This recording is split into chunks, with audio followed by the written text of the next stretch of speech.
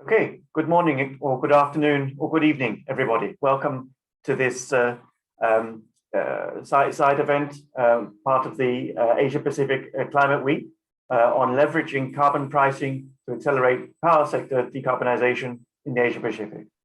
I'm Tom Howes. I'm head of the Energy and Environment Division here at the International Energy Agency based in Paris.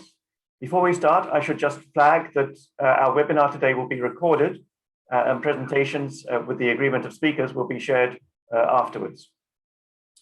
During the event, you're welcome to pose questions via the Zoom Q&A function, and our speakers will be given the opportunity to answer these questions during the Q&A session.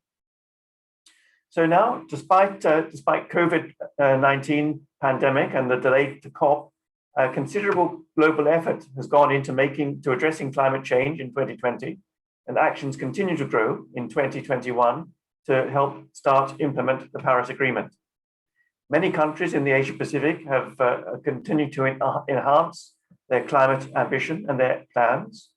Several countries have already submitted an updated or second nationally determined contribution. And we see more and more countries making net zero pledges, such as China, Japan, and South Korea. Further actions with enhanced targets from countries are expected in the lead up to COP this November. As part of all of this, the IEA has produced a special report on net zero emissions by 2050, a roadmap for global energy sector. This report provides a comprehensive study on how the world can transform into a net zero system by 2050, while still ensuring stable and affordable energy supplies, provide universal energy access, and enabling robust economic growth. It's a cost-effective pathway resulting in clean, dynamic, and resilient energy economy dominated by renewables like solar and wind instead of fossil fuels. We stress that the pathway laid out in the roadmap is global in scope, but a single possible pathway, and each country will need to design its own specific strategy, which takes into account its own national circumstances and using a wealth of different range of different policy instruments depending on local conditions. Within that framework, carbon pricing is a very valuable instrument. It's a key instrument in the policy toolkit that can help achieve ambitious decarbonisation targets, creating the business case, providing the price incentives to lead to cost-effective transitions and to boost technology innovation. In recent years, numerous jurisdictions in the Asia-Pacific region have begun the process of implementing or examining carbon pricing as a tool to reduce greenhouse gas emissions and to decarbonize major emitting sectors, particularly the electricity sector and industry. The IEA has been working on this topic for over 20 years, and most recently we produced a report in 2020 on implementing effective emissions trading systems drawing from our international experience in the design and implementation of such schemes around the world. Emissions trading schemes in particular are well suited to accelerate the clean energy transition in the power sector, which is a large emitting sector with commercially available decarbonisation technologies, alternatives. Electricity and heat generation account for over 40% of global emissions, with 30% of energy-related CO2 emissions coming from coal-powered power stations alone. The power sector is already decarbonising worldwide due to falling low-carbon technology costs and low competitive risks, but not quickly enough to meet the Paris Agreement. The power sector is included in almost all operating emissions trading schemes around the world, as well as in jurisdictions that are developing or considering such schemes. But the design needs to take account of national circumstances, the national power market structure, the electricity mix, and of course, the potential distributional consequences. So the IEA has been working closely with countries in the region to support the implementation of carbon price policies. We've been working with China's Department of Climate Change and in the Ministry of Ecology and Environment since 2018 on the development of China's national ETS. And we're delighted to be working with the Institute of Energy, Environment and Economy at Tsinghua University, with whom we published a joint report in April, which analyzes in detail the role of China's ETS in decarbonising the power sector. And our continued collaboration with China continues this year on policy interaction between the national ETS scheme and renewables policies. We're also collaborating with Thailand since 2020, where we've been working with the Thailand Greenhouse Gas Management Organization and collaborating with Chiang Mai University. Our recently released report there examines the opportunities and challenges for implementing carbon pricing in Thailand's power sector and providing policy insights to maintain affordability, equity, security of electricity supply while reducing overall emissions. That's the magic formula that we're needing around the world. We've initiated discussions as well with Indonesia and our colleagues at the OECD to explore cooperation opportunities in supporting Indonesian policymakers on their upcoming ETS and carbon pricing reforms for the power sector. In collaboration with our partners, International Carbon Action Partnership, ICAP, and the Konrad Adenauer Institute, the CAS Institute, we have also hosted several workshops bringing together stakeholders from various Asia-Pacific countries to discuss carbon pricing and experiences of trying to implement carbon pricing policies. So the IEA welcomes the opportunity to extend its collaboration with countries in the Asia-Pacific region and stays ready to provide support on design, on implementation, and of effective climate change policies such as carbon pricing in adaptation to the national circumstances and needs. I'd now like to hand over to our World Bank colleague, Christophe de Gouvello, in his opening remarks. And Christophe, we look forward to hearing from you. You're a long-time World Bank expert, a China expert. So we look forward to what you have to say. Thank you very much. Thank you very much, Tom. So can you all hear me? Siri, is it okay? You can hear me? Yes? Okay. So thank you very much for organizing this event and for inviting me to make this introductory remarks on behalf of the World Bank. As you all know, I mean, climate change has become a very high priority for the World Bank for already a couple of years. And actually, the World Bank adopted recently a new action plan for the next 5 years to come, which will see a substantial increase of climate finance and also technical support and technical assistance support, including for developing carbon pricing instruments through the Partnership for Market Readiness, which now has evolved to the Partnership for Market Implementation, and other instruments to support this kind of policies. And this is especially important because, as you might know, 2/3 of emissions do come from developing countries, and 2/3 of emissions from developing countries do come from the energy sector, mostly from the power sector in the case of the Asian Pacific region, because of the high reliance on coal. So this basically means that there is no global solution for climate change without decarbonizing the power sector in Asia. And in that context, carbon pricing is certainly very useful. And it is useful because it has been demonstrated by both theory and experience, and it is being increasingly adopted across the world. There are currently more than 60 carbon pricing instruments in operation. But it's important to see carbon pricing not as a silver bullet, but more as an element of a policy package. And most importantly, it needs to be very carefully and properly designed to take into account specifics of countries and sectors. And this is especially valid for the power sector, because the power sector is a very complicated one. It's already highly regulated. And it's important to see that in the case of the power sector, the regulatory space is already crowded. And this introduces many rigidities that can prevent the pass-through of a carbon pricing signal. It's highly regulated along a long production chain, which range from generation, dispatch, transmission, distribution, commercialization, and consumption. And at each of these different stages, there is a different set of actors which have to make different set of decisions for operating, for investing, consuming, all that in the context of a regulated sector. And if the carbon pricing instrument is not well designed, it might be inefficient, and or it can trigger undesired and unexpected effect, like for instance, rent transfer from consumers to generator, as it has been observed in the pilot phase of EUTS.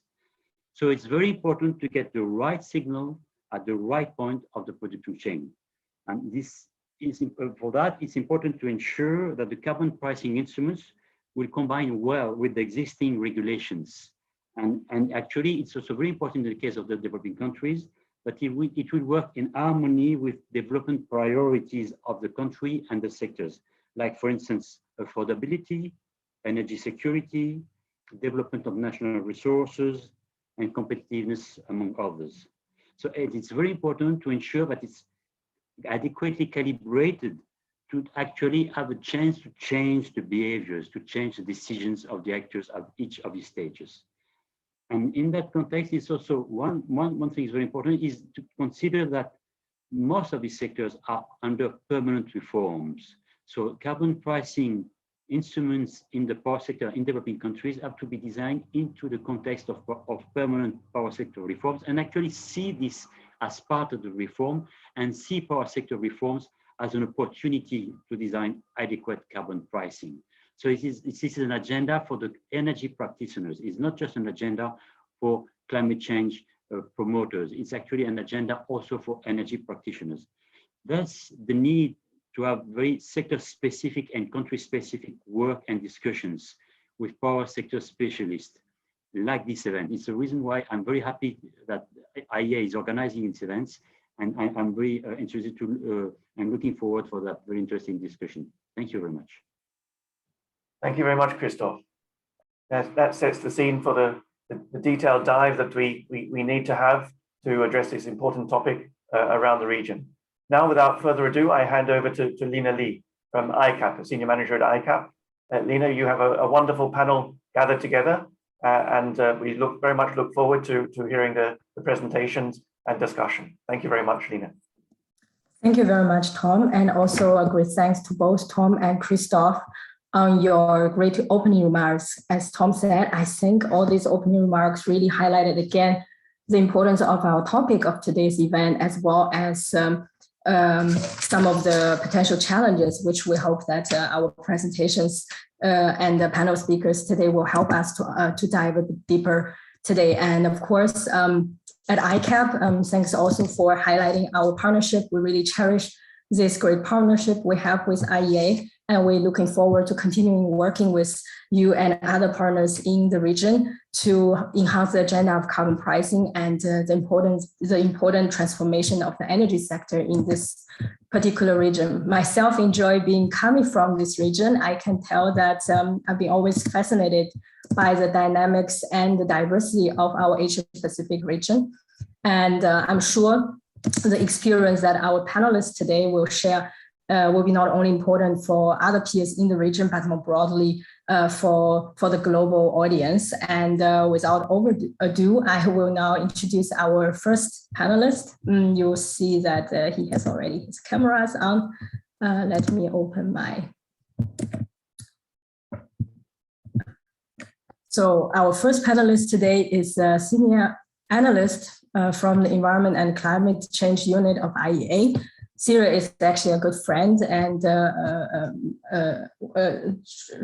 taking charge of the several projects that Tom has mentioned earlier on with China, with Thailand, and other regional jurisdictions. And he also takes the leadership in working on energy and climate policy packages for clean energy transition within IEA. Among other experience, he himself has also more than 10 years working and living in China, where he also completed his PhD. And actually, he also built up a very great relationship with institutions like Tsinghua University, who play a very important role in domestic energy and climate policy development. His research activities covers carbon pricing policies and energy transition scenarios, as well as energy modeling. So, Cyril, the floor is yours. Thank you very much, Lina, for the very long and kind introduction. Good morning and good afternoon, good evening, everyone. So before starting, I would like also to thank my teammates here at the IEA that also work very hard and provide very, very good quality outcomes and support, and our country's partners as well for the excellent cooperation and collaboration That already led to several publications that are available on the IEA website. So please feel free to explore the findings and reach out to us if you have any questions. And we are delighted to continuing our collaboration with China and Thailand. And we're also looking to start and strengthening our collaboration on ETS with Indonesia. So for the few minutes I would like to focus my intervention on few key messages, taking illustrative example from our recent work with China and Thailand on the role of the carbon pricing in the power sector. And I will emphasize some of the elements that Christophe just shared in his opening remarks. So while considering climate change policies such as carbon pricing instrument, it is very important to first acknowledge that every country has a unique energy structure, which leads to differences in their power sector mixes. So you see on these two figures, the electricity generation over the last 30 years. China on the left, which is dominated by coal-based electricity. Hydro is the second largest sources, and followed by wind and solar that show rapid expansion over the last years. And in Thailand on the right, where gas is the largest source of electricity, followed by coal. And we can note that the order of scale between these two countries is also very different. So the difference in the power mix is a result of domestic energy resources, fast development strategies, and power market regulations. But one common point that is in both electricity mixes is that both of them did not take into account the cost of externalities, such as the cost of carbon. So this is also the case in most of the other countries to date.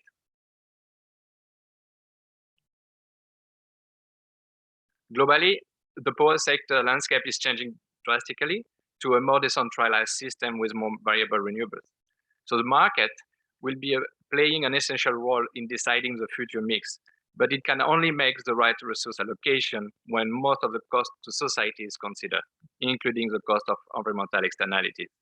So carbon price would provide these necessary price signals and could be a cost-effective tool to decarbonize the power sector.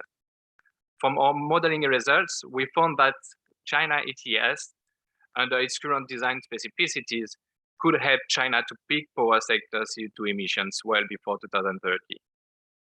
And in Thailand, a moderate carbon price signals could also deliver, here in our case, 11% additional CO2 emission reduction in 2030 from the projected level based on its power development plan. Carbon pricing could achieve such effect on the power sector decarbonization because it can trigger multiple layers of actions affecting the different value chain in the power sectors, as Christophe just said. So generation, early retirement and retrofitting strategies, investment decisions, consumption, and finally through the use of carbon pricing revenue. So using China and Thailand as example, our analysis show that for power generation, for example, in 2030, the China ETS could yield more than 300 million ton additional emission reductions from the power sector. More than half of this emission reduction will result from a more efficient operation of the coal fleet with ultra supercritical units receiving incentives to run more. Similarly to China, for Thailand, carbon price could significantly reduce the running hours of less efficient coal plants. In Thailand, the carbon pricing signals will switch generation from coal to gas and renewables. This will encourage consideration for retrofit, repurpose, and early retirement strategies of the coal fleet. As for investment, in the longer term, technology innovation is key. The adoption of CCUS with coal plant could become a major emission reduction source for China post 2030 if the ETS allocation design remains an output-based allocation system, for example. The ETS could serve as a catalyzer for incentivizing investment in new technologies. And if the carbon cost is well reflected into the fossil fuel power plant operation, stability of the carbon price will encourage more investment in low carbon technologies. For consumptions, carbon pricing may increase the cost of electricity, which could potentially help encourage more efficient use of electricity, but face strong social and political challenges. Both studies for China and Thailand indicate that the impact on electricity price is there, but may be limited, but potential impact should be still considered and addressed. One way to address this is through recycling of revenues. China ETS, if using auctioning, could generate about $200 billion in revenues, and over $3 billion for Thailand, with a carbon price around $40 a ton of CO2 by 2030, which are significant budgets for clean energy transition and mitigate distributional effect. Carbon pricing is an effective tool, in particular for the power sector, but it is important to note that the specific design of such instruments should be tailored to the unique national circumstances and should constantly be reevaluated and updated based on the power sector development.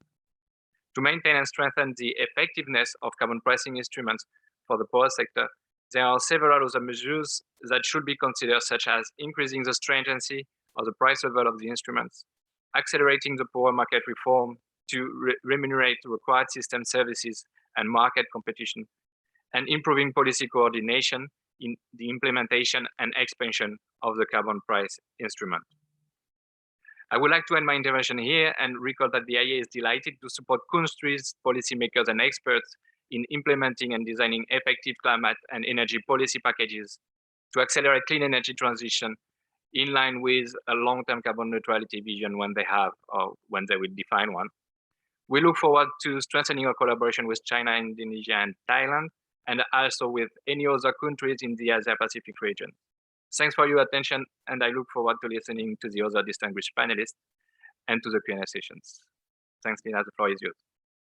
Thanks, Cyril, and also thanks for this great overview, which lay a good foundation for also understanding the importance of carbon pricing in Asia in the lead up to 2030. And we know that we are in the beginning of this decade of climate ambition. And yes, let us move to the next speaker, which is Dr. Wang Yu. She has been actively involved in energy system analysis research for more than 15 years, especially in the area of renewable energy technology assessment and climate policy. She has taken charge of several research projects related to renewable energy and carbon pricing in China, supported by various ministries. And she also has been working on research projects that is working with international collaborative projects such as World Bank and Global Environmental Facility. I myself has also listened to her insights several times this year, and I definitely look forward to her presentation. Dr. Wang, the floor is yours. Thank you, Lina, and thank you for IA's invitation. I would like to say something about China's ETS. Maybe you all know that China will start the world's largest carbon market, as announced by primarily yesterday. And finally, I will say that finally we can wait and we can do something in the China national carbon market. And as the announcement, the market will be implemented just in July this year, maybe next week or 2 weeks later. We all know that ETS are increasingly being introduced as a way of cost-effectively reducing GHG emissions to meet ambitious national climate change targets. So that in China's ETS, the allocation policy is to help the country meet its recently enhanced climate goals to have CO2 emission peak before 2030 and achieve carbon neutrality before 2060. And if we say something about the most important rule about the allowance allocation policy, we can say that the policy was designed to achieve the target that in the 20th 5-year plan, that the carbon intensity of GDP in China should be decreased by 18% compared with the level of 2020. So the whole framework or the whole goal of China's ETS is to decrease carbon emission. And how we do that, I think the most important, we set output-based benchmark. This method was adopted in China because I think there are large uncertainties in China's economy. For example, we can't forecast the electricity demanding in the future, in the next 5 years or even a long time. So we use the output-based benchmark. The aim or the target is to enhance the efficiency, not just limit the cap of the emission. So the allocation policy will help to achieve the mitigation target at a low cost.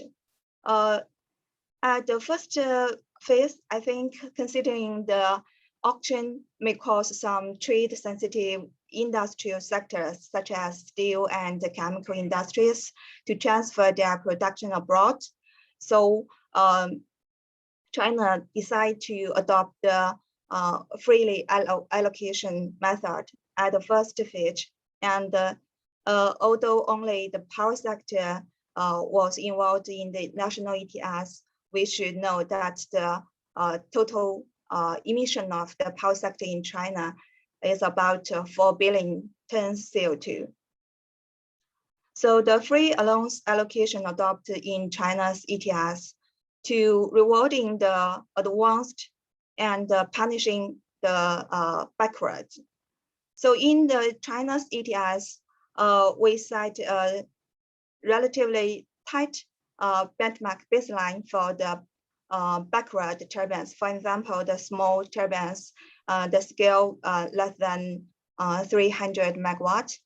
And as for the gas turbines and the large-scale coal-fired turbines, we set a relatively loose baseline. Through this way, we want to through this way, I think the more advanced turbines will receive more free allowances, which means that they could get extra profit from the ETS, while the backward ones have to pay extra cost for their more emissions.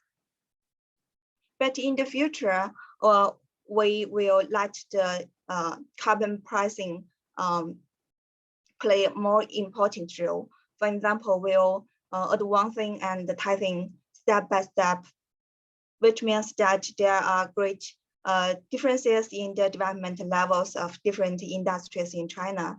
So considering the statistical basis and the complexity of different industries, they will be included in the national ETS later. Meanwhile, I'm sure that in the future, we will design more tighter baselines for the coal-fired turbines, and even we will learn EU ETS just to set one unique baseline for all kinds of turbines, which means that you just get 1 unit of allowances based on the 1 kilowatt-hour generation, no matter what kind of technology you use and what kind of resources you use. At last, I would say something that the carbon pricing or the policy we designed for the ETS should help the power system change to a more low carbon trend. According to the National Energy Bureau, the available of renewable energy, such as in 2020, was less than 100 billion RMB. Well, the subsidy demanding from the renewable energy projects has up to 300 billion RMB. So the national ETS supply opportunity for the renewables to sell CCER and get extra profits through the carbon pricing policy, which should be a sustainable subsidy instrument for the large-scale development for renewable energy in the future. Thank you. Thanks, Dr. Wang. Very, very comprehensive, and thanks for touching not only the broader policy target for China and the enhanced ambition that has been recently announced, but also the detailed design elements of carbon market that is very important for supporting the power sector. Especially you have mentioned about the importance of updating and strengthening the benchmarks, and also maybe considering later on introducing single benchmark for per product, including considering adding also auctioning, and you have also highlighted the importance of CCER systems. I have two small follow-up questions before I move to our next panelist. First is that yesterday was a big news circulated among the Chinese that our premier Li Keqiang has announced that China's national carbon market will start its trading within this month. And this has been a news that has been awaited for a long time among the carbon market community. I wanted to ask what comments you have or expectations you have for this initial trading. And secondly is along the lines you have mentioned that the carbon market will need to play a very important role by strengthening itself in China. So one other point I want to ask is your comments or insights on how we could shift from intensity-based to absolute cap. Many thanks. Thank you. For the first question, because I involved the policy designing, and we also have a lot of cooperation with IEA. We do a lot of research and prepare for the China's national ETS. I think it's very hard for China to do this because the volume is too much, and especially we also the COVID 2019 also have a very serious impact on China's economy and also the power sector running. I think it's very difficult because we talk about for a long time about how to do this, how to allowance allocation for different kind of technologies. But I think we have to grasp the main barriers and the main difficulties. At that up to now, I think there are various there are three important systems has been ready for the ETS. So we just wait and see the results about that. A little how to say, I have some afraid about the over allocation, because we designed the policy, decide how to allocate allowance. Just at how to say, I think at the last October, at that time we think more about the impact, the influence of the COVID 2019. But the situation in China, I think, will be much better than we forecast at that time. Maybe the allowance will be some little over allocated. I just afraid about that. And the next question, I'm sorry, the next question, do you repeat about that, Lina? Sure, just very sentence on cap setting. I think it will be a long time. Up to now, maybe just in 5 years, we have to we have to use the benchmark methodology. Maybe when we see the peak of coal power, coal-fired turbine generation, then we will think about adopt a cap setting method. Thank you. Many thanks, Dr. Wang, again. Now let's move to another very big and also quite unique country in the region, Indonesia. I have pleasure to introduce the third panelist, Dr. Gigi Udo Atmo, who is coordinator, also deputy director of electricity business preparation at the Directorate General of Electricity of the Ministry of Energy and Ministerial Resources of Indonesia. He is currently responsible for managing the electricity supply business license, overseeing investment for electricity vehicle charging infrastructure, and also formulating new electricity business models under the low carbon environment. He also completed his PhD study at University of Melbourne in Australia, focused on project financing and power generation projects in in Asia. So with that, I would like to give you the floor and looking forward to your insights. Thank you very much for your kind introduction, and thanks again for having me to join this very important event. So please allow me to share my screen.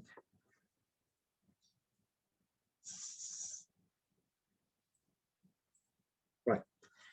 So today I would like to talk about Indonesia in the context that Indonesia is an emerging economy that now is transitioning, moving toward more cleaner energy policy development. So including in the electricity sectors. So as Dr. Sairil already mentioned, and also Dr. Wang already mentioned, that we need to put the context of ETS or carbon price in the local context. In the context of Indonesia, we have seen that we can see from on the left that from the installed capacity, we currently has in total 73 gigawatt of power generators.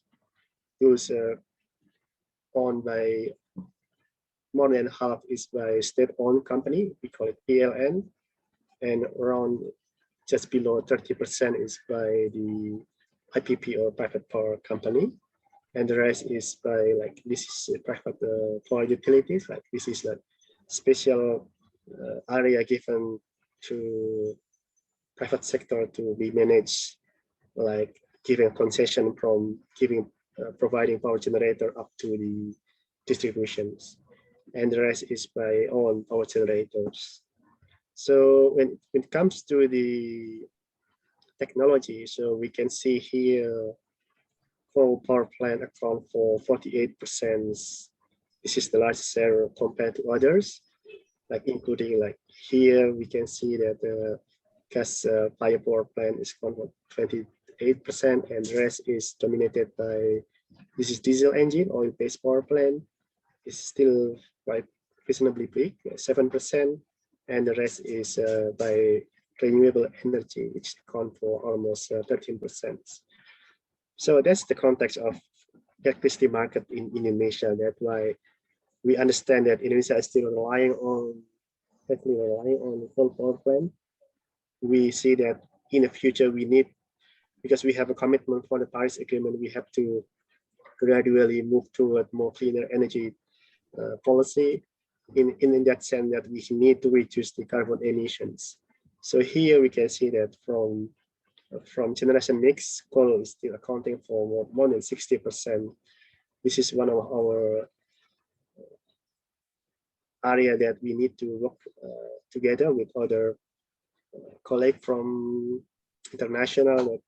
How can we adopt that? Indonesia is still in the early phase of adopting mechanism to reduce emission or to put externality from coal power generator, including using the mechanism of carbon price and or emission trading schemes.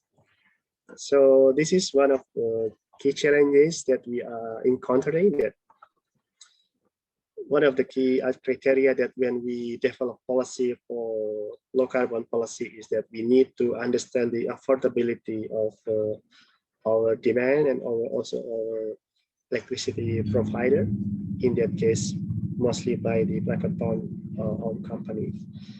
So, and also because Indonesia hasn't reached 100% electrification ratio, currently we are taking around 99.8%. We are still very remaining portion that need to be achieved by, we have a vision that by 2022 we will achieve 100% of electrification ratio. By doing so, we need to take into account what available resources, whether it is renewable or non-renewable. Although we are prioritizing to use renewable to meet the demand of electricity across the Indonesia. So again, so this is our quantitative account that based on our commitment in the Paris Agreement, we aiming to reduce, we have pledged to reduce 29% of carbon emission by 2030 with our own ability and 41% when there are international assistance. When it comes to energy sector, we can see on the right, but on the right part of this chart that we aim to reduce almost to 400 million tons of CO2 by 2030. That's quite such a big target that we have to take into to achieve.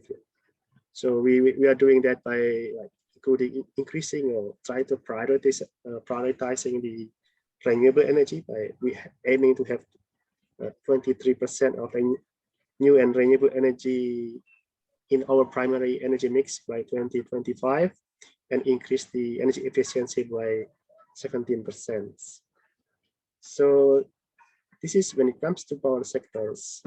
So in 2025, our vision is we will have 23% of renewable energy, whereas coal will be reduced to 30%.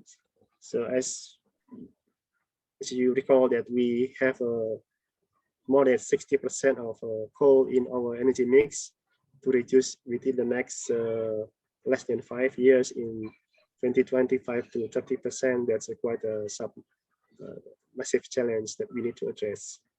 So, and moving away up to 2050, we still have some coal power plant in our energy mix around 25%.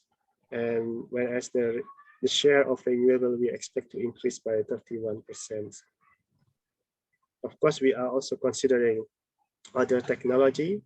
So we are taking coal as maybe in the future we are, as Cyril also mentioned, as CCS or CCUS is one of possible option that we are looking forward to see whether that capture technology will be mature quick enough in 2030 or even sooner to make that such an option to continuously using coal. Otherwise, we will need to phasing out our coal power plant. So that has been formulated in our medium development plan, the 2021 up to 2030. That, as I earlier mentioned, that we will aim to achieve 100% of electrification ratio in the next years. And Indonesia has more than 25 grid of electricity, so we will try to. The idea is to provide each grid with a sufficient amount of electricity, including the reserve margin, by utilizing the domestic energy resources.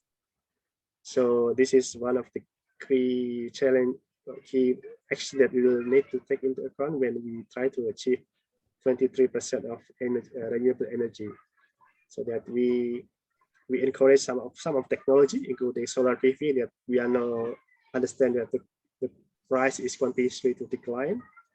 We understand that coal is still often there, and so we try to do some co-firing to reduce the amount of CO2 emissions. We also understand that we have some strength in our geothermal, but we also acknowledge that the development and the lead time to develop such a power plant is also taking a little bit longer. In our case, it's around 7 years.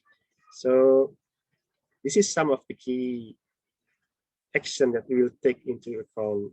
So including for coal power plant, this is one of key important action that we will no longer accept a new procurement on coal power plant until we understand that there are new CCS technology coming into commercial market. So we currently only focusing on those that coal power plant that already has some contract PPA and those already enter into financial phase. Otherwise, such project will need to be postponed or to be delayed until some CCS technology available in the future. And also this is one of the key development that we try to achieve in order to reduce the emission. That this is the main grid of Indonesia. This is Java Island. Indonesia is accounting around 40 to 42% of energy consumption in ASEAN. So here the main demand center is in the Java Island. We try to connect the Java and other islands or the big island, so that by increasing the connectivity, we can mobilize resources, especially renewable energy, which are currently located in other island to the demand center in the Java or in the Sumatra Island. So we have some project pipeline from 500 kV kilovolt until 150, and some various timeline of commercial operation up to 2030. All right, so this is the target for our. So in addition to PLN, we also have 54 others private power utility company that we are targeting them to also to have some target on renewable energy, to also some aim to reduce their emissions. So, and as Sarin already mentioned earlier, that Indonesia is still in the early phase of entering into emission trading scheme that we just recently started this year on the basis of voluntary, and gradually by taking into account the lesson learned over the next 4 years until 2024, hopefully by 2025, we will be ready to enter into the mandatory ETS. So currently we are targeting a coal power plant, and those with we classify into 3 categories, from 500 megawatt and between 100 and 400. And then we also, this is mine mode power plant, which currently doesn't exist actually. So this power plant is still on the pipeline, but currently we are focusing on medium size between 100 and 400 and above 400 megawatt. So that's our key target. And the way that we will try to implement our scheme is through the cap intensity. So we have some cap, trade, and offset mechanism. So those coal power plant can be traded with the other coal power plant, which more highly efficient technology, maybe ultra supercritical, or with those with renewable energy. That's what we would like to expect. So could I ask you please, really sorry to cut you here, could I ask you to please wrap up within a few sentences? Many thanks. Yeah, it will be my last, afterward it will be my last slide. So this is one of the key voluntary that hopefully we will get some technical support or from other international colleagues that are already familiar or the experience in this ETS market. So this is an incentive for developing renewable. So as Saril already mentioned, in tandem of ETS, we try to introduce other instruments, in this case, like feed-in tariff for renewable. And this is a power wheeling scheme that by encouraging renewable energy to be developed wherever it is, to meet demand center using the transmission system operated by state-owned company. By that, I'd like to close my presentation. Many thanks. And thanks for such a comprehensive overview and highlighting the importance of phasing out coal, importance of energy security, among other things, when designing policies such as carbon pricing in a country like Indonesia. Now I would like to introduce our last panelist today, who is Professor Wang Sa-pai, and he is an assistant professor in mechanical engineering of Chiang Mai University, where he also heads the energy technology for environmental research. He has more than 25 years of experience, have been involved in more than 100 energy projects, and also is a great expert on climate policy. He served as expert in the climate working group of Thailand's Ministry of Environment since 2018. He has been also project director for World Bank's Partnership for Market Readiness in Thailand. So, Professor, the floor is yours. Thank you, Lina. Do you hear me? Okay. Slide, please. Good afternoon from Chiang Mai, Thailand, and also good morning for the participants from European countries. I have only 4 main slides. Would like to present on the activity in the last year, 1 year from the carbon pricing development in Thai. Focus mainly on the Thailand power sector. Next slide, please. Considering Thailand, we are not so big as same as shown in China and also our friend from ASEAN country, Indonesia. Our power generation is key sector. We have the NDC target for the key power sector for power generation for 24 million tons CO2 by 2030. That 24 million tons CO2 come from the 6 million tons from energy efficiency improvement in Thai power sector, and another 18 million tons come from renewable energy technology by 2030. But however, on your right box, you can see that Thailand at a glance. You can see that we are dominate mainly, as Dr. Sari mentioned, we are mainly dominated by the natural gas, 61%, and coal and lignite around 38% in 2020 last year, and this year is also similar. But greenhouse gas reduction from the past action for the Thai power sector, we have around 22.9 or let's say 23 million tons in 2018. That is the report that we report to biennial update report. We can try effort by our domestically support NAMA, National Mitigation Action, 4.6 from energy efficiency improvement and 18.3 million tons CO2 from renewable energy technology. This is the best year compared with the year 2005. And however, as Dr. Sarin mentioned earlier, that we are not internalize our externality costs in the Thai tariff. We plan to, but it is in our policymaker consideration. It's not easy because it depends on the political issue, as you all know.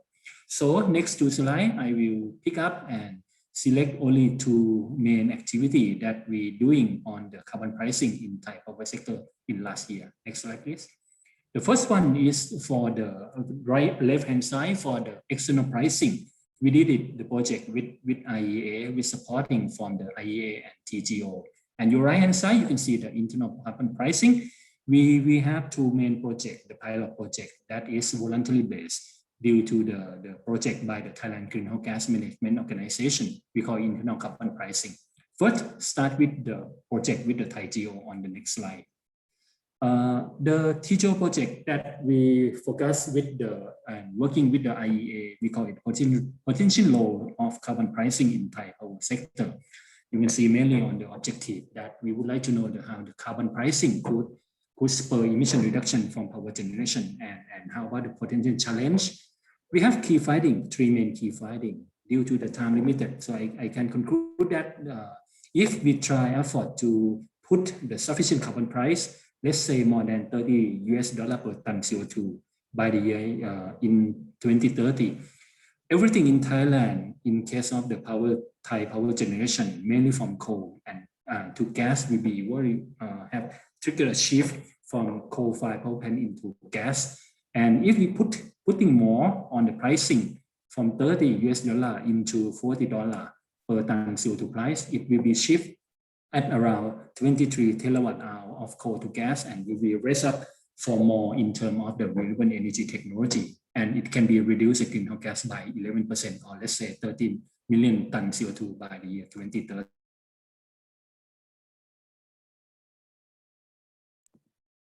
Our power generation system for including the higher share of the renewable energy integration. For example, we have to relax on the contract, and we have to implement more flexibility option, including the smart EV charging or battery system or pump storage hydro.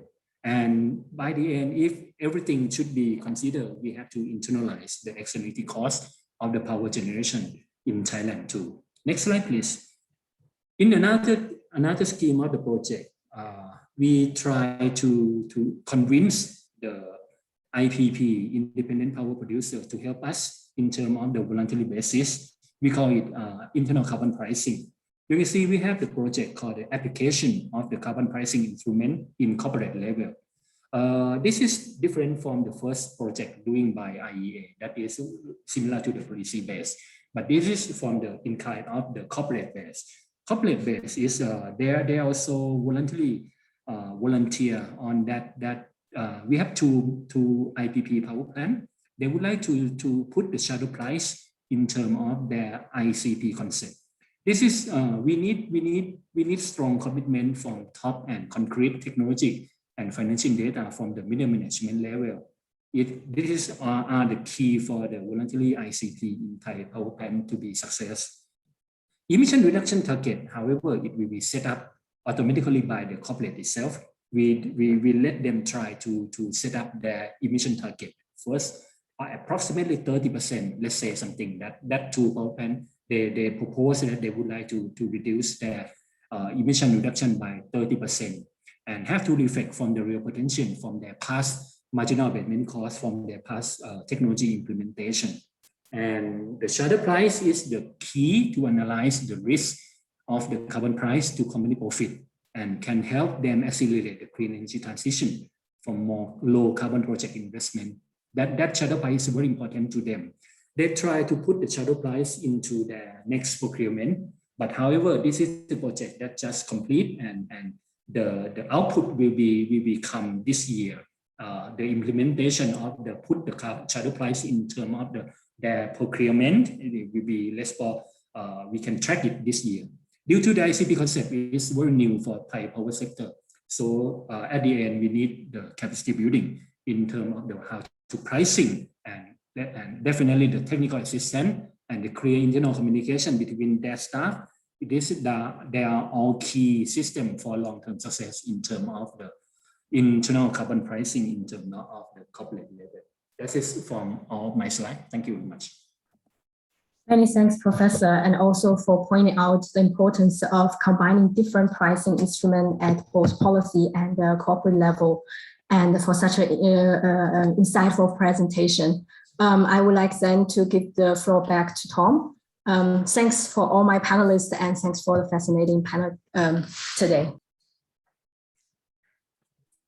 Thank you very much indeed. It's been a great panel with a great exploration of the state of play and indeed new developments in countries across the region. I think that's been really, really interesting. So thank you very much, Nina, for managing that, and to all the panelists. I'd now like to turn to our speaker for closing comments, to Conor Barry, who's team leader of the intergovernmental negotiations in the mitigation division in the UNFCCC. Please, Conor, over to you. Thanks, Tom, and thanks to the IEA for organising this event and being part of the Asia Pacific Climate Week side event. I think it's been a pretty fascinating discussion and quite a lot to condense into 1 hour, and I think that really highlights the need and the value for us to do this more often, collectively, both from the UNFCCC perspective, but also IEA and partners, in bringing people together to share the experiences. I think the depth of lessons that we see today from the implementation challenges that countries are facing highlight the need for peer learning and for network exchange among practitioners. And I think I praise the IEA for the work that you're doing already directly with countries and in supporting implementation. But I think the next phase for us all is to start the process of getting better connections between countries and looking at the challenges they're facing. The reality is we need to look at very significant reductions in emissions globally, as your Net Zero Pathways report has highlighted earlier this year. As Article 4.1 of the Paris Agreement calls for a global peaking as soon as possible. We're already 6 years after that was announced, and as soon as possible is still not fully achieved yet. And peaking, of course, is something that we'll only know in hindsight, but more importantly, rapid reductions thereafter. And I think it's critically important that we look at carbon pricing impacts both on the fuel switching elements that we're seeing presented today and the marginal reductions that can occur within power systems, but most importantly, and I think where carbon pricing is going to have to play a key role, is in investment choices and investment decisions that are taken. I really appreciate what the World Bank colleagues have highlighted earlier as well in terms of the interface of carbon pricing with wider regulation and whether this the approach is being taken will have that impact on setting investment signals. And I think that's collectively as support organizations, as practitioners, that we need to look immediately between now and the first global stocktake under the Paris Agreement to ensure that the mechanisms that are being applied are really having that impact on investment choices by private sector, but also by state-owned enterprises and by governments directly. Because that investment pattern is going to determine the capacity for us to deliver those rapid reductions after peaking and get on track for 1.5 or as close as possible to 1.5. Given time, Tom, I'll leave it at that and really appreciate and look forward to continuing collaboration with the IEA on this topic. Thank you. Many thanks indeed, Connor. Thanks again to Lina and all the panelists and to my colleagues for organizing this event. It's been a really great exploration of the key issues and the importance of the topic. And we look forward to collaborating with you and for having further discussions as we build up with hopefully exciting new announcements as we build up to COP in November. Thank you very much, all of you, for joining us here today. Thank you and goodbye. Thank you. Bye-bye. Thank you. Thank you. Bye-bye.